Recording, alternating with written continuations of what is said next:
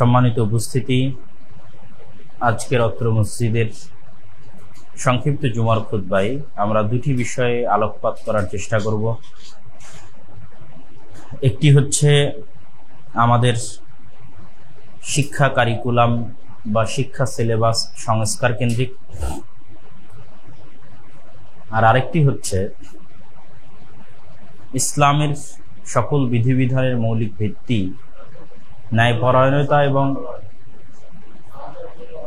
ন্যায়পরায়ণতা এবং সত্যবাদিতার উপর। এই বিষয়ে আপনাদের যে সেমিনার ছিল, এই সেমিনারে আমি যে আলোচনা করেছিলাম সেটি সংক্রান্ত কিছু প্রশ্ন এবং তার দলিল ভিত্তিক উত্তর।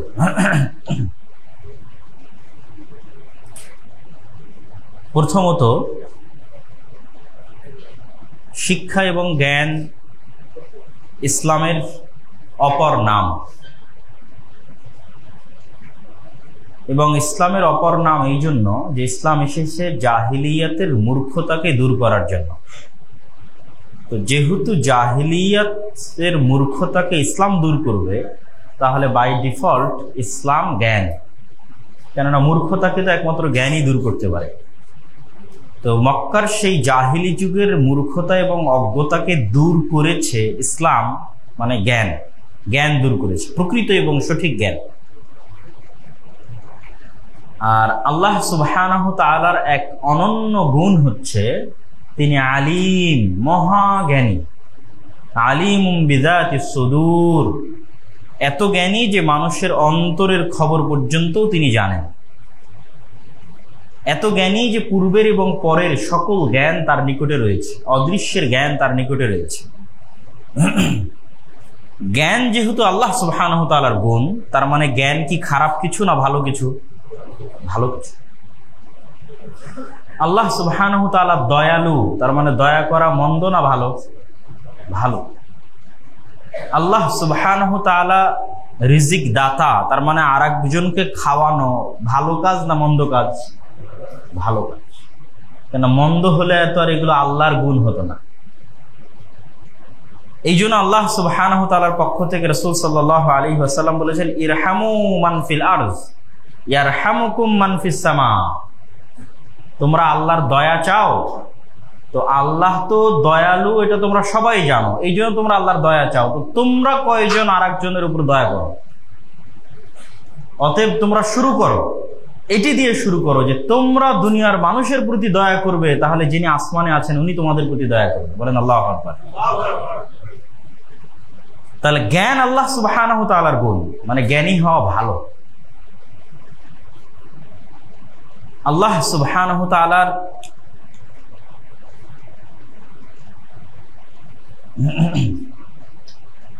ফলত ইসলামের শুরু জ্ঞানের কথা দিয়ে, পড়ার কথা দিয়ে। ইকরা বিসমি রাব্বিকাল্লাযী খালাক, আমরা সবাই জানি।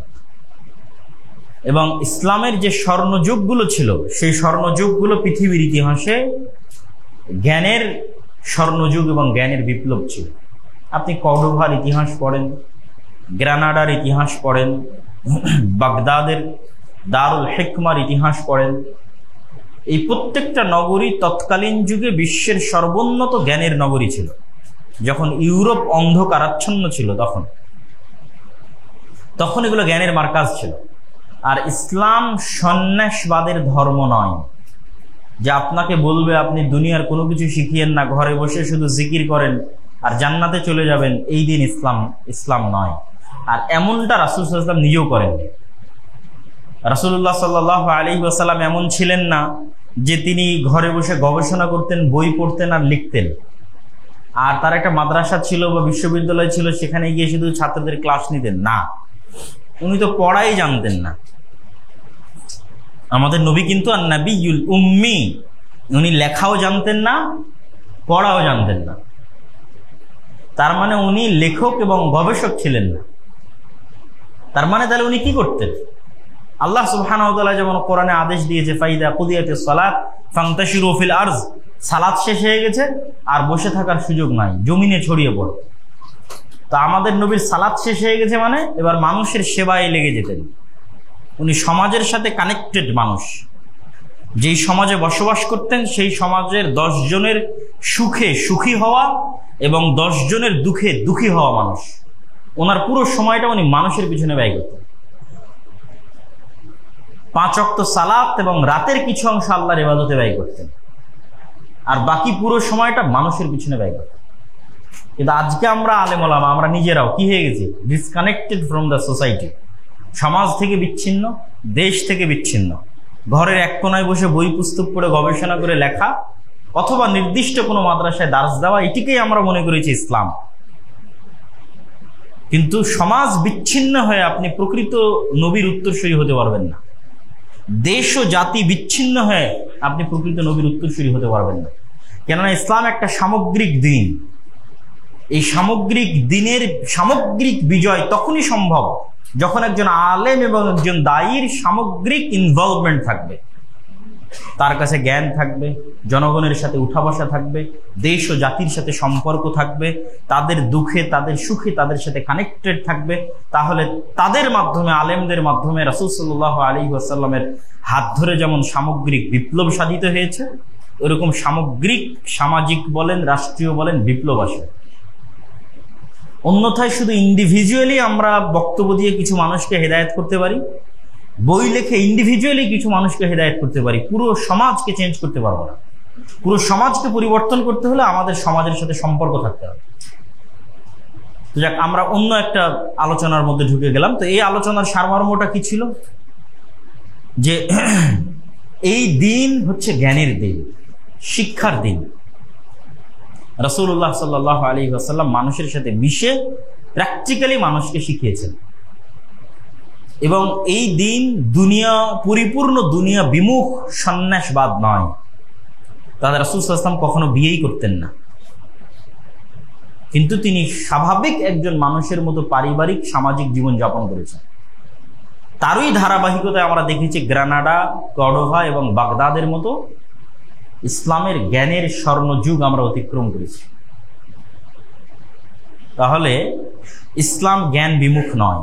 অতএব চলমান যে শিক্ষা ব্যবস্থা আছে, এই শিক্ষা ব্যবস্থায় ইসলাম কোনো অবদান রাখতে পারবে না। ইসলাম অপাঙ্ক্তেয় হয়ে থেকে যাবে, ইসলাম আলোচ্য বিষয়বস্তুর মধ্যে আসবে না, বা ইসলাম ভয় ভীতির কিছু, এটা সম্পূর্ণরূপে ইসলামোফোবিয়া বা ইসলামের নামে প্রোপাগান্ডা। ইসলাম মানুষের জন্য, ইসলাম দেশের জন্য। অতএব অবশ্যই আমাদের যে শিক্ষা ব্যবস্থা আছে, এই শিক্ষা ব্যবস্থায় ইসলাম ভূমিকা রাখতে পারবে, অবদান রাখতে পারবে।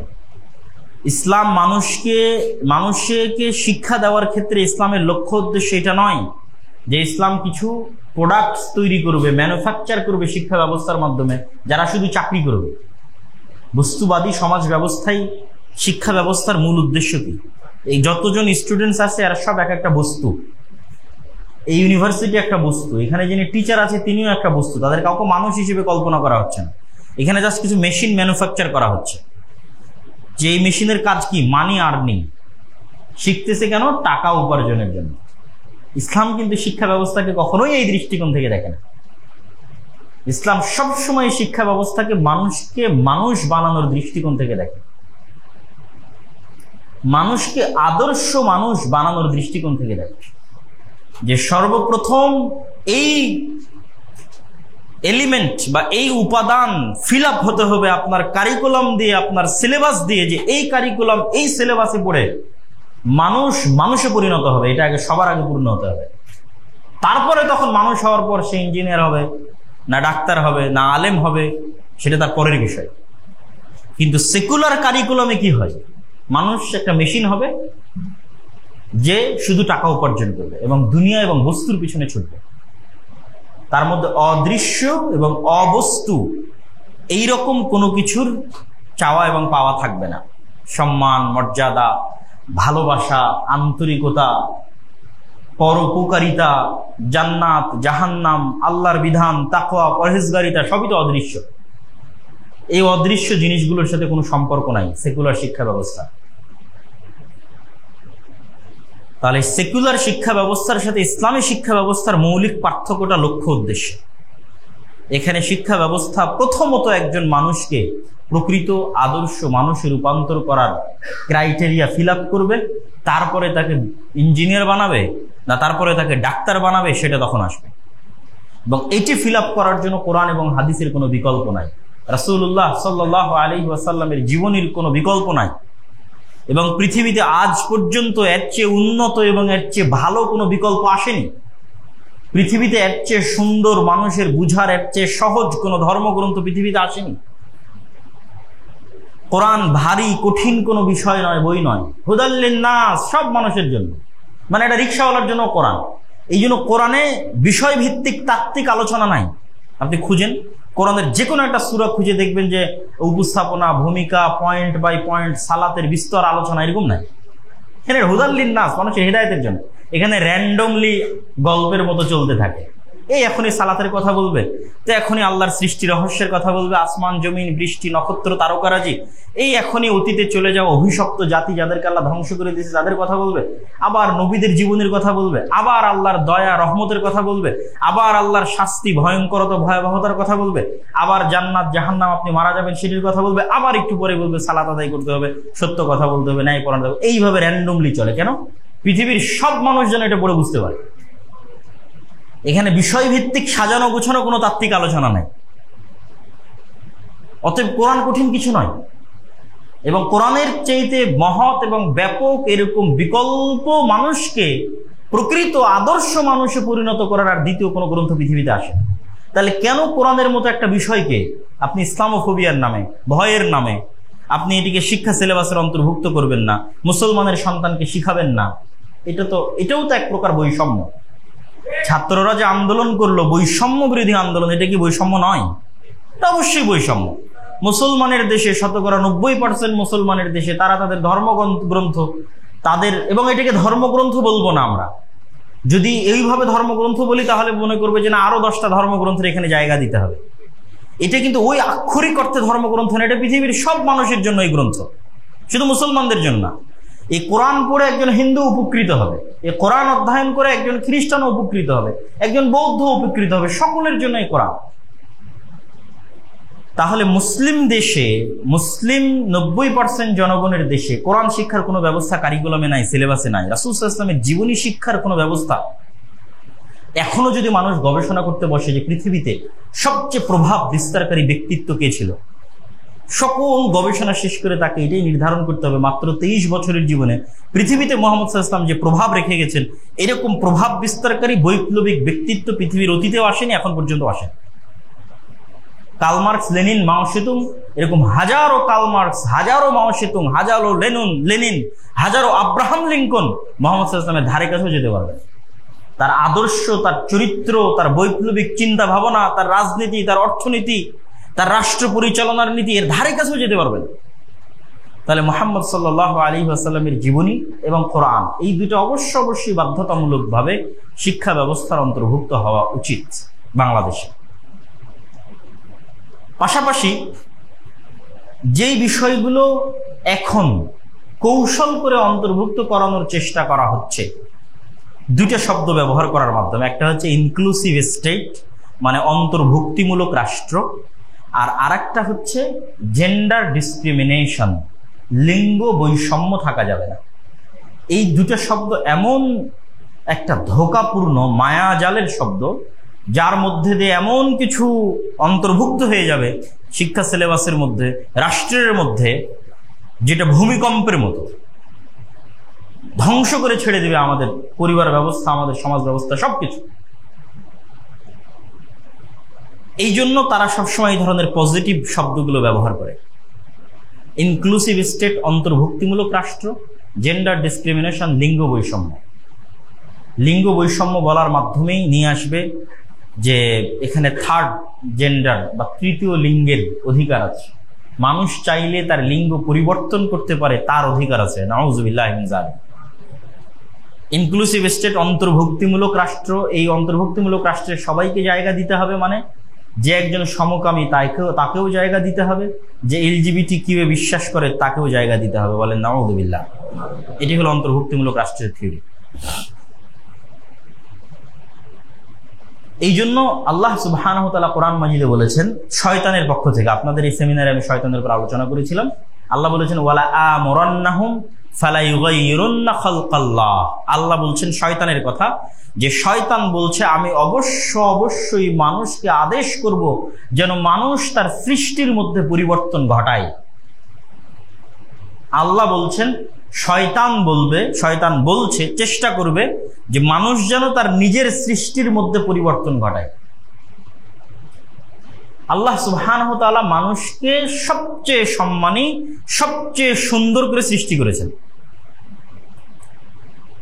খালাকনাল ইনসানা ফি আহসানি তাকওয়িম, সবচেয়ে সুন্দর আকৃতি এবং সবচেয়ে সুন্দর শেপ দিয়ে আল্লাহ মানুষকে সৃষ্টি করেছে। আর এটাই হচ্ছে শয়তানের অসহ্য। শয়তান চায় মানুষকে তার মনুষ্যত্বের জায়গা থেকে নিচে নামিয়ে আনতে। আর এই মনুষ্যত্বের জায়গা থেকে নিচে নামিয়ে আনার জন্য মানুষ যেন তার সৃষ্টির মধ্যে পরিবর্তন ঘটায়, এটি ব্যাপক ভূমিকা রাখে। মানুষ ছেলে হিসেবে মেয়ের অভিনয় করবে, মেয়ে হিসেবে ছেলের অভিনয় করবে, আল্লাহ সুবহানাহু ওয়া তাআলার দেওয়া স্বাভাবিক চেহারা আকৃতির বিকৃতি ঘটাবে। এগুলো প্রত্যেকটাই তাকে মানুষের জায়গা থেকে নিচে নামিয়ে আনে। কোন জায়গায় নামিয়ে আনে? যেই জায়গায় ফেরাউনও ছিল না, মানে ফেরাউনের অতটুকু আত্মমর্যাদা আত্মসম্মান ছিল, আবু জাহাল আবু লাহাব নমরুদের অতটুকু আত্মমর্যাদা আত্মসম্মান ছিল যে তারা পুরুষের জায়গা থেকে অন্তত নিচে নামে। তাদেরকে আল্লাহ যেই সৃষ্টির উপর সৃষ্টি করেছে ওই সৃষ্টির উপর থেকেছে, কিন্তু অহংকারের কারণে তাদের ধ্বংস হয়ে গেছে। কিন্তু আপনি বা আমরা, আমাদের কোনো সন্তানেরা যদি এই ধরনের থিঙ্কিং লালন করে এবং এই ধরনের জিনিস সিলেবাসে ঢুকানো হয়, তাহলে তার মনুষ্যত্বটা, তার আত্মমর্যাদা আত্মসম্মানটা ফেরাউনের চাইতে নিম্ন পর্যায়ের, নমরুদের চেয়েও নিম্ন পর্যায়ের, আবু জাহালের চেয়েও নিম্ন পর্যায়ের, মানুষের জায়গা থেকে নিচে নেমে যাবে। আর এটা শয়তান চায় যে এটা হোক, সংঘটিত হোক। তাহলে লিঙ্গের ক্ষেত্রে সমাধান কি? লিঙ্গের ক্ষেত্রে ইসলামের স্পষ্ট বক্তব্য, কোরআনের আল্লাহ সুবহানাহু ওয়া তাআলা এই বিষয়ে আয়াত অবতীর্ণ করে স্পষ্ট করে দিয়েছেন। লিল্লাহি মুলকুস সামাওয়াতি ওয়াল আরজ, আসমান এবং জমিনে একচ্ছত্র রাজত্ব আল্লাহর। ইয়াখলুকু মা ইয়াশা, আল্লাহ যা ইচ্ছা তাই সৃষ্টি করতে পারে। যেমন পিতা ছাড়া ঈসা আলাইহিস সালাতু ওয়াস সালামকে সৃষ্টি করেছে, পিতা এবং মাতা ছাড়া আদম আলাইহিস সালাতু ওয়াস সালামকে সৃষ্টি করেছে। ইয়াখলুকু মা ইয়াশা, যা ইচ্ছা তাই সৃষ্টি করতে পারে।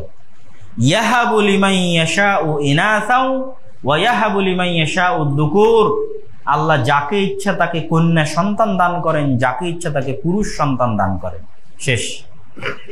এই দুটেই লিঙ্গ আল্লাহ নির্ধারণ করে দিয়েছে মানুষের জন্য, যে আল্লাহ সুবহানাহু ওয়া তাআলা যাকে চান কন্যা সন্তান দান করেন, যাকে চান পুরুষ সন্তান দান করেন। এর বাইরে ইসলামের তৃতীয় লিঙ্গের কোনো অস্তিত্ব নাই। তাহলে আপনি বলবেন হিজড়াদের কি হবে? যেহেতু ইসলাম বেসিক মূলনীতি ঠিক করে দিয়েছে যে লিঙ্গ মাত্র দুটি, হয় পুরুষ না হয় নারী, তাহলে হিজড়াদের ক্ষেত্রেও আপনি বায়োলজিক্যাল টেস্ট বলেন, তাদের শরীরের আকার আকৃতি বলেন, দেখে তারা নিজেরাও বুঝতে পারে, সমাজের মানুষও সিদ্ধান্ত নিতে পারে, ডাক্তারও সার্টিফিকেট দিতে পারে যে তার মধ্যে কোন স্বভাব চরিত্র বেশি আছে, কোন হরমোন বেশি আছে। ইজি। আগের যুগের যখন এরকম মেডিকেল বিজ্ঞান এতটা উন্নত ছিল না, তখন বাহ্যিক আকার আকৃতির পরিবর্তন দেখে আগের যুগের ফোকাহারা সিদ্ধান্ত দিয়েছে। তোমার কি স্বপ্নদোষ হয়? বলে হ্যাঁ স্বপ্নদোষ হয়। তোমার কি ঋতু হয়? তো বলে হয়। স্বাভাবিক যে দুইটা আলামত বাহ্যিক প্রকাশ্যমান, সেটার ভিত্তিতে তারা সিদ্ধান্ত নিয়েছে। আর এখন তো আমাদের কাছে আরো ইজি, যার এরকম শারীরিক সমস্যা রয়েছে তাকে মেডিকেলে নিয়ে যান, বায়োলজিক্যাল টেস্ট করেন, পুরুষ হরমোন বেশি আছে না নারী হরমোন বেশি আছে, শেষ। যদি পুরুষ হরমোন বেশি থাকে সে পুরুষ হিসেবে গণ্য হবে সমাজে, তার জন্য নারীদের বেশ ধারণ করা হারাম হিসেবে বিবেচিত হবে সমাজে। যার মধ্যে নারী হরমোন আছে তার উপর নারীদের সকল বিধিবিধান আরোপ হবে। তৃতীয় কোন লিঙ্গের সুযোগ ইসলামের রাখাই হয়নি, নাই সুযোগ।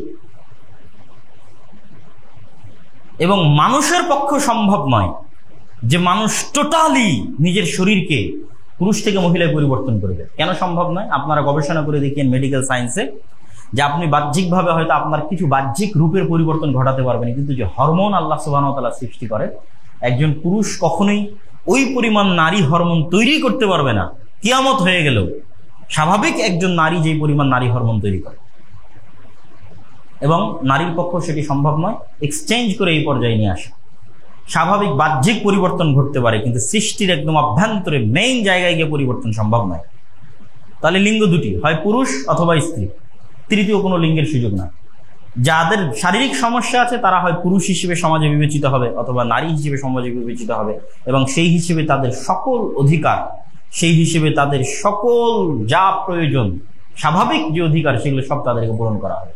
অতএব এখানে লিঙ্গ বৈষম্য বলার কোনো সুযোগই নাই। এটি একটি শয়তানি ফাঁদ। জেন্ডার ডিসক্রিমিনেশন হচ্ছে শয়তানের একটা ফাঁদ। তো আল্লাহ সুবহানাহু ওয়া তাআলা আমাদেরকে এই আলোচনাটি সামনে রেখে মাথায় রেখে বুঝার তৌফিক দান করুক, এবং আমরা চলমান সরকারের কাছে এই বক্তব্যের জুমার খুতবার এই জায়গা থেকে উদাত্ত আহ্বান জানাতে চাই, যেই ছাত্র জনতার রক্তের উপর এই সরকার প্রতিষ্ঠিত হয়েছে, এরকম অসংখ্য আহত নিহত পরিবারদের সাথে আমাদের যোগাযোগ আছে। তাদের সবাই ইসলামিক ব্যাকগ্রাউন্ড থেকে উঠে আসা, ইসলামিক মাইন্ডেড পরিবার থেকে উঠে আসা। দরকার হয় এর উপর চাইলে যে কেউ ডকুমেন্টারিও তৈরি করতে পারে আহত এবং নিহতদের পরিবারের উপর।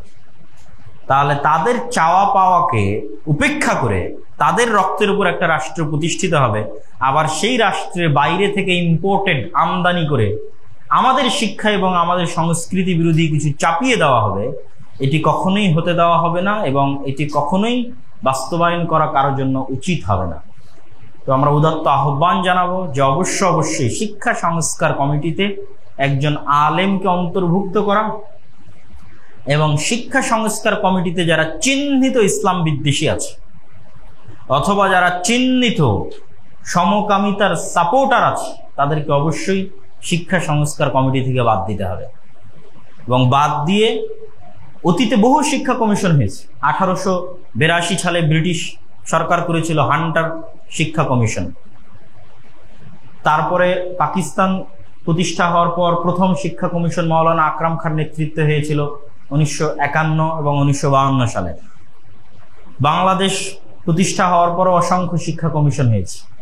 তার মধ্যে একটি শিক্ষা কমিশন খুবই অবহেলিত, যেটি 2001 সালে ডক্টর আব্দুল বারী রাহিমাহুল্লাহর নেতৃত্বে হয়েছিল, যেটির প্রস্তাবনাগুলো পরবর্তী কোনো সরকারই কখনো আমলে নেয়নি বা গ্রাহ্য করেনি, বরং এড়িয়ে গিয়ে আবার নতুন শিক্ষা কমিশন তৈরি করেছে। তো আমি মনে করি কারো যদি স্টাডি করার প্রয়োজন হয় তাহলে অবশ্যই 1951 মাওলানা আকরাম খান শিক্ষা কমিশন এবং 2001 ডক্টর আব্দুল বারী রাহিমাহুল্লাহর শিক্ষা কমিশন এবং এই দুই কমিশনের প্রস্তাবনাগুলো স্টাডি করা, এবং এমন একটা সমন্বিত সিলেবাস নিয়ে আসা, যে সমন্বিত সিলেবাসে এত বিভেদ, জেনারেল, মাদ্রাসা, আলিয়া, কওমি, এই এত বিভেদ না রেখে এমন একটি সমন্বিত সিলেবাস করা যে সমন্বিত সিলেবাসে যেমন দুনিয়াবী শিক্ষা থাকবে তেমন দিনের পরিপূর্ণ শিক্ষা থাকবে। আমাদের সন্তানেরা যদি ইংরেজি ভাষা শিখতে পারে তো আরবি ভাষা শিখতে পারবে না? পারবে, কঠিন কিছু না। মাদ্রাসার ছাত্ররা শিখতেছে। তো আপনি যে কোনো একটা উন্নত মাদ্রাসায় যান, গিয়ে দেখবেন মাদ্রাসার ছাত্র আরবিও শিখতেছে, ইংরেজিও শিখতেছে। তো এই জিনিসটা আপনি টোটাল সারা বাংলাদেশে বাস্তবায়ন করলে সমস্যা কি? এক সমন্বিত সিলেবাসের মধ্যে আরবি শিক্ষাও বাধ্যতামূলক করেন, ইংরেজি শিক্ষাও বাধ্যতামূলক করেন, দুনিয়াবী যে শিক্ষাগুলো আছে সেটিও বাধ্যতামূলক করেন, কোরআন এবং রাসূল সাল্লাল্লাহু আলাইহি ওয়াসাল্লামের জীবনী বাধ্যতামূলক করেন। ক্লাস 10 পর্যন্ত এমন একটা সিলেবাস করেন যেখানে মাদ্রাসা ছাত্র ভর্তি হতে পারবে, জেনারেল স্টুডেন্টও ভর্তি হতে পারবে, এবং সবাই প্রথমে আগে প্রকৃত মানুষ এবং আদর্শ মানুষ হবে, তারপরে ইঞ্জিনিয়ার অথবা ডাক্তার হবে। মেশিন তৈরি যেন না হয়, টাকা কামানোর মেশিন তৈরি যে সেকুলার যে শিক্ষা সিস্টেম, এটি যেন না হয়। ইসলামের শিক্ষার মূল উদ্দেশ্য কি? তালিম ইসলাম কেন দিতে যায়? তালিম মানে শিখানো, তারবিয়াত করার জন্য। আরবিতে আপনাদেরকে বুঝাই ইসলামের সারমর্মটা এই শিক্ষা কেন্দ্রিক, যে ইসলাম তালিম দিতে চায় তারবিয়াত করার জন্য। তারবিয়াহ মানে প্রশিক্ষণ দিয়ে মানুষকে মানুষ বানানো, আদর্শ মানুষ বানানো, নবী রাসূলদের মতো আদর্শ উন্নত চরিত্রের মানুষ বানানো। তার জন্য তালিম লাগবে, শিক্ষা লাগবে। তাহলে শিক্ষার বেসিক যে জিনিসটা পূরণ করতে হবে অবশ্যই সেটি হচ্ছে মানুষকে উন্নত চরিত্রের মানুষ বানাতে হবে। তারপরে তাকে ডাক্তার, ইঞ্জিনিয়ার, বিজ্ঞানী যা ইচ্ছা তাই তৈরি করতে পারেন, আলেম, স্কলার যা ইচ্ছা তাই তৈরি করতে পারেন। তো আমার বক্তব্যের এই অংশে এসে আমরা আমাদের শিক্ষা সংক্রান্ত যে আলোচনা ছিল সেই আলোচনাটা মোটামুটি আমরা শেষ করছি। এবং দ্বিতীয় যে আলোচনা, যে আপনাদের এখানে আমার যে বক্তব্যটা ছিল সেমিনারে, যে ন্যায়পরায়ণতা এবং সত্যবাদিতা, ইসলামের সকল হুকুম আহকামের দুটি মৌলিক ভিত্তি হিসেবে আমি তুলে ধরেছিলাম ন্যায়পরায়ণতা এবং সত্যবাদিতা। আসলে যখন আমি এই কথা বলি বা এর আগেও বহু বক্তব্যে বলেছি, তখনও আমার কোরআনের এই আয়াতটি জানা ছিল না। এটি আমার স্বাভাবিক বুঝ থেকে আমি বলেছি। ইসলামকে আমি যেভাবে বুঝি স্বাভাবিক সামগ্রিকভাবে ইসলামকে আমি যেভাবে বুঝি সেই জায়গা থেকে বলেছি যে ইসলামের মেইন সবচেয়ে বড় মূলনীতি হচ্ছে ইসলাম সত্যের উপর প্রতিষ্ঠিত, ইসলাম ন্যায়পরায়ণতার উপর প্রতিষ্ঠিত। কিন্তু যখন ফেসবুকে এটি নিয়ে ব্যাপক সমালোচনা তৈরি হয়, তখন আমাকে এটা নিয়ে স্টাডি করতে হয় যে আসলে এটার কোনো দলিল আমি খুঁজে পাই কিনা। তো আল্লাহর শুকরিয়া যে আমি দেখলাম যে পবিত্র কোরআনে হুবহু একটি আয়াত আছে এই বিষয়ের উপর, যেটি অনেক খোঁজার পর পেয়েছি। এরপরও আমি ওই অভিযোগ উঠার পরও আমি এটার উত্তরে কয়েকটা আলোচনা করেছি, তখন ওই আয়াতটা কিন্তু আমি পাইনি বা পড়তে পারিনি। আল্লাহ সুবহানাহু ওয়া তাআলা কোরআন মাজিদে বলছেন, ওয়া তাম্মাত কালিমাতু রাব্বিকা সিদকাও ওয়া আদলা লা মুবাদদিলা লিকালিমাতিহি। আল্লাহ সুবহানাহু ওয়া তাআলার সকল আদেশ এবং সকল নিষেধ এবং সকল কথা, সকল উপদেশ, সকল সংবাদ, সকল বাণী সমাপ্ত হয়েছে ন্যায়পরায়ণতা ও সত্যবাদিতার উপরে। আল্লাহু আকবার। আল্লাহ সুবহানাহু ওয়া তাআলার সকল আদেশ, সকল নিষেধ দুইটা মানদণ্ডের উপর দাঁড়িয়ে আছে। আল্লাহ নিজে বলছেন সিদকাও ওয়া আদলা, সত্যবাদিতার উপর, ন্যায়পরায়ণতার উপর। লা মুবাদদিলা লিকালিমাতিহি, আর আল্লাহ সুবহানাহু ওয়া তাআলার কথার কোনো চেঞ্জিং এবং পরিবর্তন নাই। তাহলে বোঝা গেল যে আমি তাওহীদের কথা বলি, অথবা সালাতের কথা বলি, অথবা চুরি করলে হাত কাটার কথা বলি, অথবা পিতার সম্পত্তিতে নারীর ভাগের কথা বলি, যা আদেশ নিষেধ আল্লাহ কোরআনে এবং হাদিসে দিয়েছে, রাসূল সাল্লাল্লাহু আলাইহি ওয়াসাল্লাম দিয়েছে, তার প্রত্যেকটাই দুইটা মানদণ্ডের উপর দাঁড়িয়ে আছে, সত্যবাদিতা এবং ন্যায়পরায়ণতা। এবং আপনি যখন ইসলামকে আরো গভীরভাবে স্টাডি করবেন, তখন দেখবেন যে এটি আপনার কাছে আরো সুন্দরভাবে ধরা দেবে। যেমন লা ইলাহা ইল্লাল্লাহ, এই কালেমার অর্থ কি? সব আলেম ওলামা এই কালেমার অর্থ লিখেছে লা মা'বুদা বিহাক্কিন ইল্লাল্লাহ, পৃথিবীতে ইবাদতের যোগ্য সত্য কোনো মা'বুদ নেই আল্লাহ ব্যতীত। এই যে সত্যটা চলে আসলো, মানে আল্লাহ ইবাদতের যোগ্য হওয়ার ক্ষেত্রে একমাত্র সত্য, আর বাকি যাদের আমরা ইবাদত করছি এরা সবাই কি? মিথ্যা। তাহলে 2 নম্বর এবার এর সাথে যুক্ত করেন যে আল্লাহ ইবাদতের যোগ্য, এই ক্ষেত্রে মানুষের পক্ষ থেকে তিনি ইবাদত পাবেন, এটি ন্যায়। আর আল্লাহ ব্যতীত মানুষ অন্য কারো ইবাদত করবে, সেটি অন্যায়, মানে ন্যায়পরায়ণতার বাইরে। আল্লাহ একমাত্র যোগ্য। এই জন্য আল্লাহ কোরআনে বলেছে যে ইন্না শিরকা লাযুলমুন আযীম, শিরকে আল্লাহ গুনাহ, মানে যামবুন আরবি শব্দ গুনাহ এভাবে বলেন, বলেছে জুলম অত্যাচার। শিরক হচ্ছে অত্যাচার, জুলম অন্যায়। কেন মানুষের জন্য এটাই ন্যায় যে মানুষ ইবাদত করবে তার যে তাকে সৃষ্টি করেছে, এটাই ন্যায়। আর এটাই সত্য যে আল্লাহ সুবহানাহু ওয়া তাআলা মানুষকে সৃষ্টি করেছে এবং তিনি ইবাদত পাওয়ার যোগ্য। তাহলে আল্লাহর সাথে মানুষের সত্যবাদিতা এবং মানুষের ন্যায়পরায়ণতার 1 নম্বর যে কাজ, সেটি হচ্ছে তাওহীদ। এটাই সত্য এবং এটাই ন্যায়, আর এর বাইরে গেলে সেটি মিথ্যা এবং অন্যায়। ঠিক এভাবে আপনি ইসলামের প্রতিটা বিধিবিধানের মধ্যে যাবেন, দেখবেন এভাবেই সব জায়গাতে আপনি সত্যবাদিতা এবং ন্যায়পরায়ণতাকে আবিষ্কার করবেন যে পুরো ইসলাম দুটি জিনিসের উপর দাঁড়িয়ে আছে। আল্লাহ নিজে সত্যবাদী এবং ন্যায়পরায়ণ, পৃথিবীতে যত নবী রাসূল পাঠিয়েছেন সব সত্যবাদী এবং ন্যায়পরায়ণ, আর ইসলামের যত বিধিবিধান আছে সকল বিধিবিধান ন্যায়পরায়ণতা এবং সত্যবাদিতার মানদণ্ডে দাঁড়িয়ে আছে। এই জন্য আল্লাহ সুবহানাহু ওয়া তাআলা কোরআন মাজিদে বলছেন, ইয়া আইয়ুহাল্লাযীনা আমানুত্তাকুল্লাহ ওয়া কুনু মা'আস সাদিকিন, হে ইমানদারগণ, তোমরা আল্লাহকে ভয় করো এবং সত্যবাদীদের অন্তর্ভুক্ত হও। সত্যবাদী মানে কি? সকল ক্ষেত্রে সত্যবাদী, আল্লাহর সাথে সত্যবাদী, নবীর সাথে সত্যবাদী। সত্যবাদী মানে শুধু আমার আর আপনার কথার সাথে সত্যবাদী না, আল্লাহর সাথে সত্যবাদী হওয়া। কোনটা? তাওহীদে বিশ্বাস স্থাপন করা, সালাত প্রতিষ্ঠা করা, এটি হচ্ছে আল্লাহর সাথে সত্যবাদী হওয়া। আল্লাহ সুবহানাহু ওয়া তাআলা কোরআন মাজিদে বলেন, ক্বালাল্লাহু হাযা ইয়াউমু ইয়ানফাউস সাদিকিনা সিদকুহুম, আল্লাহ বলেন যে আজকের দিনে, মানে কিয়ামতের দিনে সত্যবাদীদের সত্যবাদিতাই একমাত্র তাদের উপকারে আসবে। লাহুম জান্নাতুন তাজরি মিন তাহতিহাল আনহার, তাদের জন্য জান্নাত রয়েছে যার তলদেশ দিয়ে ঝর্ণাধারা প্রবাহিত। খালিদিনা ফিহা আবাদা, তারা সেখানে চিরস্থায়ী থাকবে। রাদিয়াল্লাহু আনহুম ওয়া রাদু আনহু, আল্লাহ তাদের উপর সন্তুষ্ট আর তারা আল্লাহর উপর সন্তুষ্ট। যালিকাল ফাউজুল আযীম, আর এটি হচ্ছে মহা সফলতা, সাকসেসনেস, সবচেয়ে বড় সফলতা। আল্লাহ সুবহানাহু ওয়া তাআলা কোরআন মাজিদে এরকম সত্যবাদিতার উপর অসংখ্য আয়াত এবং অসংখ্য হাদিস রাসূলুল্লাহ সাল্লাল্লাহু আলাইহি ওয়াসাল্লাম তার জীবনে তুলে ধরেছেন। যেমন রাসূলুল্লাহ সাল্লাল্লাহু আলাইহি ওয়াসাল্লাম তার হাদিসের মধ্যে বলছেন, ইন্নাস সিদকা ইয়াহদি ইলাল বির, সত্যবাদিতা মানুষকে নেকির রাস্তা দেখায়, ওয়া ইন্নাল বিররা ইয়াহদি ইলাল জান্নাহ, আর নেকি মানুষকে জান্নাতের রাস্তা দেখায়, আর মিথ্যা মানুষকে গুনাহের রাস্তা দেখায়, আর গুনাহ মানুষকে জাহান্নামের রাস্তা দেখায়। তাহলে মানুষের সৎ পথে থাকা অথবা পথভ্রষ্ট হয়ে যাওয়ার মানদণ্ড নির্ধারণ করেছেন রাসূলুল্লাহ সাল্লাল্লাহু আলাইহি ওয়াসাল্লাম, মানুষের সত্যবাদিতা অথবা মানুষের মিথ্যা। ঠিক তেমনি ন্যায়পরায়ণতার বিষয়ে যদি আমরা দেখি, তাহলে অসংখ্য এবং নবীদের বিষয় পবিত্র কোরআনে আল্লাহ সুবহানাহু ওয়া তাআলা তাদের সত্যবাদী হওয়ার বিষয়ে বলেছেন। ওয়াযকুর ফিল কিতাবি ইব্রাহিম ইন্নাহু কানা সিদ্দীকান নাবিয়্যা, ইব্রাহিমের কথা শোনো, ইব্রাহিম ছিল সত্যবাদী নবী। ওয়াযকুর ফিল কিতাবি ইসমাঈল ইন্নাহু কানা সাদিকাল ওয়া'দি ওয়া কানা রাসূলান নাবিয়্যা, ইসমাঈলের কথা শোনো, ইসমাঈল ছিলেন সত্যবাদী নবী। ইউসুফের কথা শোনো, ইউসুফ আইয়ুহাস সিদ্দীক, ইউসুফ ছিলেন সত্যবাদী। ওয়াযকুর ফিল কিতাবি ইদ্রিস ইন্নাহু কানা সিদ্দীকান নাবিয়্যা, ইদ্রিসের কথা শোনো, ইদ্রিস ছিলেন সত্যবাদী। আর আমাদের নবীর কথা তো বলার অবকাশ রাখে না, তার সত্যবাদিতা এবং তার ন্যায়পরায়ণতা, তার ইসলাম আসার পূর্বেই সমগ্র আরবে পরিচিতি পেয়ে গেছিলেন তিনি ন্যায়পরায়ণতা এবং সত্যবাদিতার বিষয়ে। তো পবিত্র কোরআনের কয়েকটা আয়াত আমরা এবার ন্যায়পরায়ণতা সম্পর্কে দেখে নিই, সত্যবাদিতা সম্পর্কে দেখলাম। ইন্নাল্লাহা ইয়া'মুরুকুম আন তু'আদ্দুল আমানাত ইলা আহলিহা ওয়া ইযা হাকামতুম বাইনান নাস আন তাহকুমু বিল আদল, আল্লাহ সুবহানাহু ওয়া তাআলা তোমাদেরকে আদেশ দিয়েছে তোমরা আমানতকে স্ব জায়গায় পৌঁছে দাও।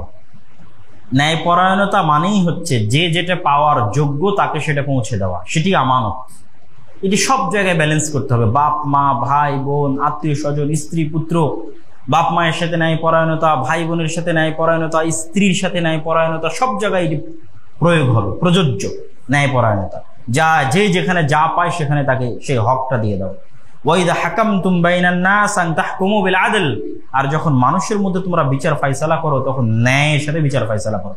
আল্লাহ আরো বলেন, ইয়া আইয়ুহাল্লাযীনা আমানু কুনু কাওয়ামিনা বিল কিসত শুহাদাআ লিল্লাহ ওয়ালাউ আলা আনফুসিকুম আবিল ওয়ালিদাইনি ওয়াল আকরাবিন, হে ঈমানদারগণ তোমরা ন্যায়পরায়ণতা প্রতিষ্ঠা করো, যদিও ন্যায় তোমার নিজের বিরুদ্ধে যায়, যদিও ন্যায় তোমার আত্মীয় স্বজনের বিরুদ্ধে যায়, যদিও ন্যায় ধনী ব্যক্তির বিরুদ্ধে যায়, যদিও ন্যায় দরিদ্র ফকির ব্যক্তির বিরুদ্ধে যায়, তবুও তোমরা ন্যায় থেকে পিছিয়ে সরিও না।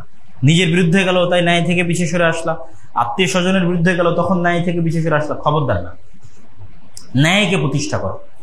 আল্লাহ সুবহানাহু ওয়া তাআলা আরেক আয়াতে বলেন, ইয়া আইয়ুহাল্লাযীনা আমানু কুনু কাওয়ামিনা লিল্লাহি শুহাদাআ বিল কিসত ওয়ালা ইয়াজরিমান্নাকুম শানআনু কওমিন আলা আল্লা তা'দিলু, হে ঈমানদারগণ খবরদার কোন নির্দিষ্ট ব্যক্তি, জাতি, গোত্রের প্রতি তোমার অন্তরে লুকিয়ে রাখা বিদ্বেষ তোমাকে যেন ন্যায়পরায়ণতা প্রতিষ্ঠা করতে বাধা না দেয়।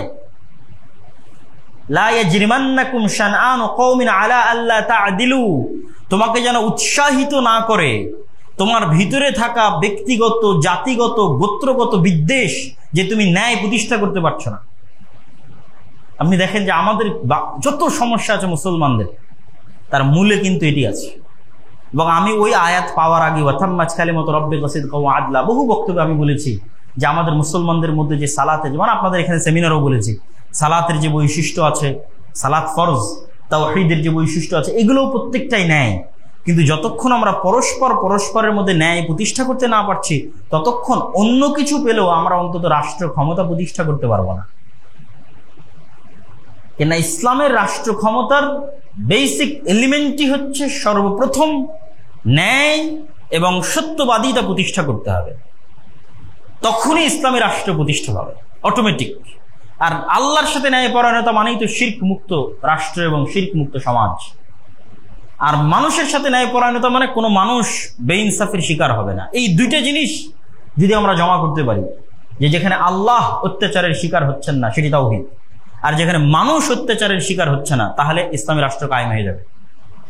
যে কোনো একটা ইসলামী দল, যে কোনো একটা ইসলামী সংগঠন, যে কোনো একটা মাদ্রাসা, সামান্য একটা ছোট্ট মাদ্রাসাও যদি পরিপূর্ণ ন্যায় প্রতিষ্ঠা করতে পারে ওই মাদ্রাসার মধ্যে, যে কোনো একটা ইসলামী দল, ইসলামী সংগঠন যদি ন্যায় প্রতিষ্ঠা করতে পারে শতভাগ ওই দলের মধ্যে, আমি বলতেছি না যে আমারটাতে আছে, আমরাও ব্যর্থ, কিন্তু আমি বলতেছি এটাই একমাত্র রাস্তা, তখন তার হাত দিয়ে রাষ্ট্র ইসলাম প্রতিষ্ঠা। এইটা ছাড়া রাষ্ট্র ইসলাম প্রতিষ্ঠা কেউ করতে পারবে না।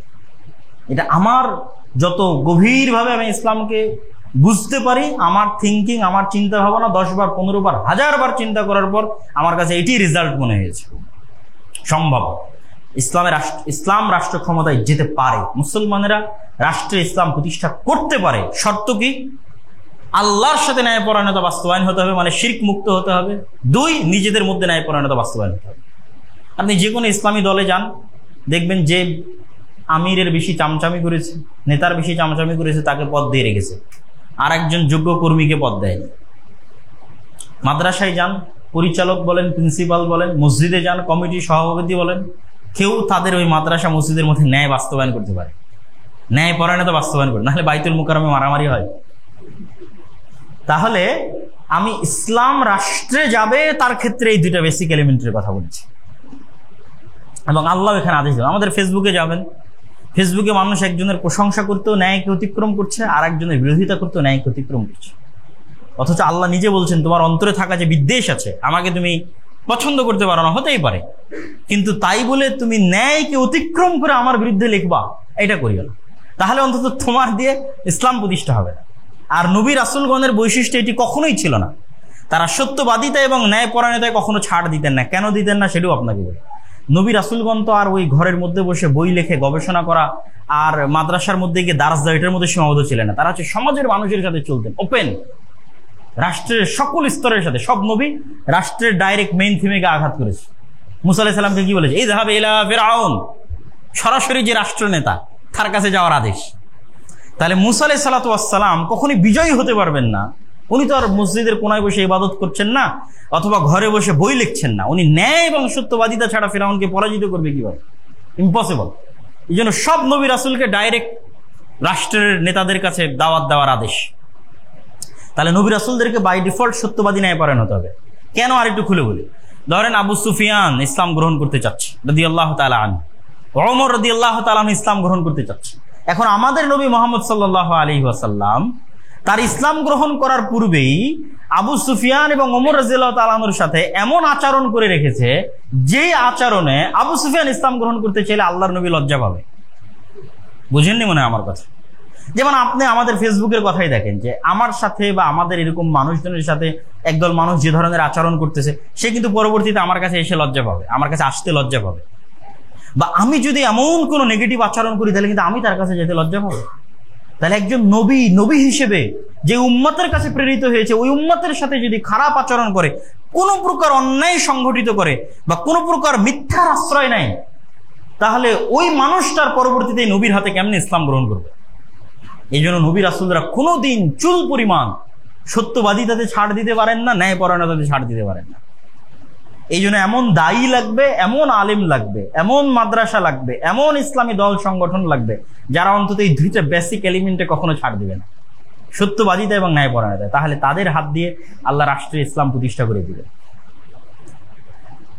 রাষ্ট্রে ইসলাম শুধু স্বাভাবিক আমরা সালাত আদায় করলাম বা স্বাভাবিক আমরা সিয়াম পালন করলাম, এটি দিয়ে সম্ভব না। আমি এটি বুঝাতে চেয়েছি। অবশ্যই সালাত দিয়ে, সিয়াম দিয়ে মানুষ জান্নাতে চলে যাবে। অবশ্যই শিরক মুক্ত থাকলে আল্লাহ মানুষকে জান্নাত দিয়ে দিবে। অবশ্যই মানুষের সাথে সংক্রান্ত যে গুনাহ আছে, এই গুনাহগুলোরও ক্ষমার রাস্তা আছে। আমি ক্ষমা চেয়ে নিলাম আপনার কাছ থেকে, যে ভাই আমি তোমার প্রতি অন্যায় করেছিলাম, তুমি আমাকে ক্ষমা করে দাও। ক্ষমার রাস্তা আছে, জান্নাতে যাওয়ার রাস্তা আছে। কিন্তু আমি আপনার সাথে অন্যায় করে ইসলাম প্রতিষ্ঠা করব, দিস ইজ ইম্পসিবল। রাষ্ট্রে ইসলাম প্রতিষ্ঠা করতে পারবো। রাষ্ট্রে ইসলাম প্রতিষ্ঠা করতে চাইলে সমাজে আমার জায়গায়, আমার স্পেসে শতভাগ সত্যবাদী এবং শতভাগ ন্যায়পরায়ণ থাকতে হবে। এবং এগুলোর অসংখ্য আয়াত পবিত্র কোরআনে এবং রাসূল সাল্লাল্লাহু আলাইহি ওয়াসাল্লামের হাদিসে এই 2টা জিনিসের উপর জোর দিয়ে বলা আছে, যার সংক্ষিপ্ত আমি আজকে আপনাদের এখানে তুলে ধরার চেষ্টা করলাম। আল্লাহ সুবহানাহু ওয়া তাআলা আমাদেরকে যে 2টা বিষয় আজকে আলোচনা করেছি, রাষ্ট্রের শিক্ষা সংস্কার, আর 2 হচ্ছে ইসলামের যে বেসিক এলিমেন্ট ন্যায়পরায়ণতা এবং সত্যবাদিতা, এই বিষয়গুলো আল্লাহ সুবহানাহু ওয়া তাআলা মাথায় রেখে আমাদেরকে যতদূর সম্ভব পালন করার এবং পরিবর্তন নিয়ে আসার এবং সংস্কার করার তৌফিক দান করুক। আল্লাহুম্মা আমিন।